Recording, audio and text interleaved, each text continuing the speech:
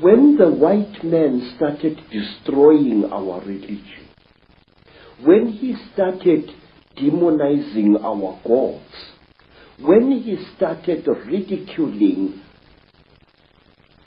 what we believed in and actually using educated Africans to destroy that ancient African religion, in many parts of Africa, say, our ancient religion went underground.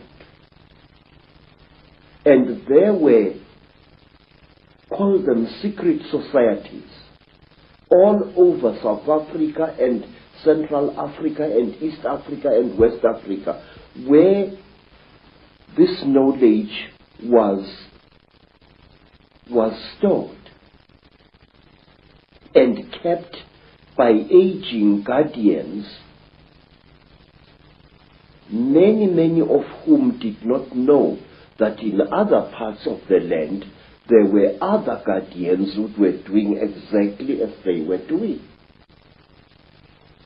Now, when I first became a Sangoma, I was already, say, a person of education. I had entered school as a child of 14 years, and when I became a Sangoma, I was a youth of 16 years. And what my aunt and my grandfather, as well as my maternal grandmother, taught me, shook me to the core of my soul. I found that the mission schools had been teaching me lies about my people all along. Missionaries had told us as children that the only light came to Africa with white people, that before the white man came, we black people had no idea about God. We had no belief in a life after death, and that our people were just a race of savages who used to lie around in the sun, womanize, fight, and drink beer every day.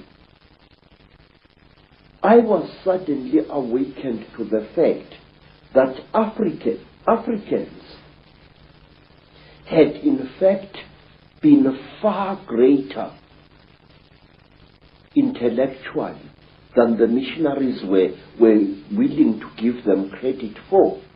That, like the white man, we had astrology, astronomy, we had surgery.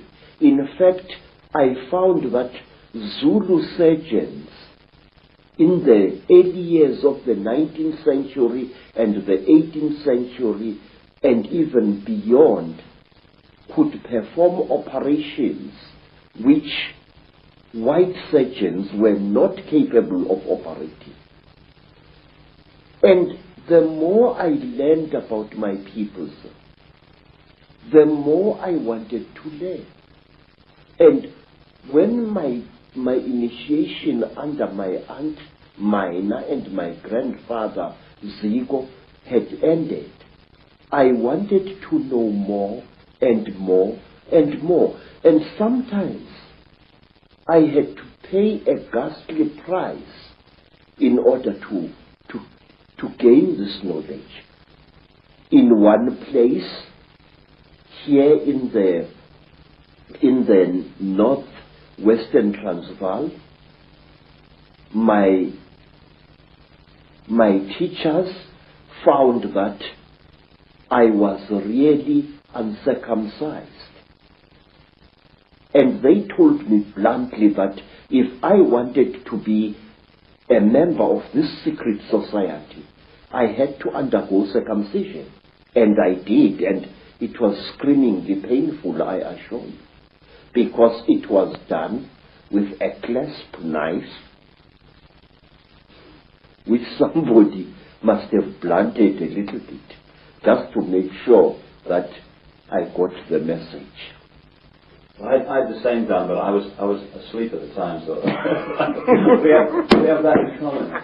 And say, in some places in Southern Africa, if you wanted to learn the secrets of a certain secret society, you had to do dreadful things which I cannot repeat here.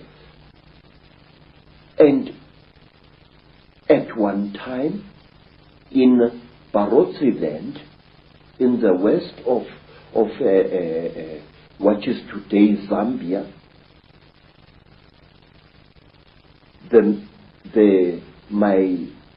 my teacher said, look, how far are you willing to go in order to become one of us? I said, I am willing to go anywhere. He looked at me and he said, listen, educated man, we are tired of people like you.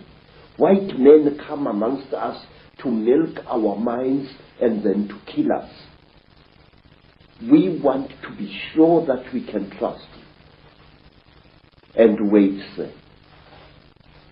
I said, great one, I am willing to do anything. He said, are you? I said, yes. And then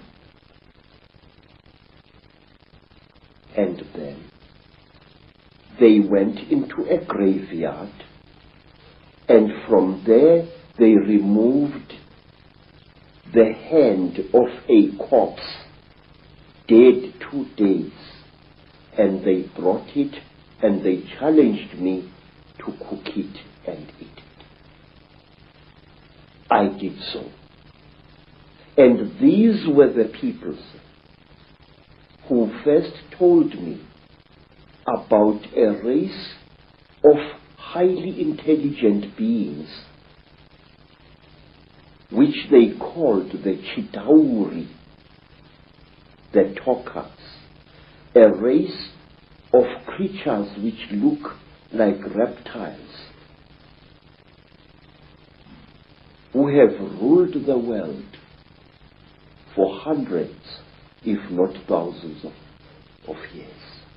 Through this dreadful act, I was able to gain knowledge which was denied to even the highest Sangomas, because they would not go through the ritual I went through. This is how secret knowledge is protected in Africa. And at one time, let me tell you another thing. Again, in Barotse land, on the border between Angola and North Rhodesia, as it was called, I was brought into a hut. And in the hut was a young woman. She was as black as ebony, and her hair was like a huge black cloud on her head. Her teeth had been sharpened in the Barotse fashion until they looked like those of a reptile. And Mutwa was very puzzled. What's this lady doing here? I'm supposed to spend several nights in this hut, so what is she? What is she doing here? Now, Credo Mutwa, being a frightened Zulu, afraid of women but not afraid of wild animals, decided to sleep with his back to the wall, giving the lady a nice clean bed. And on the following day, Credo Mutwa was fined 15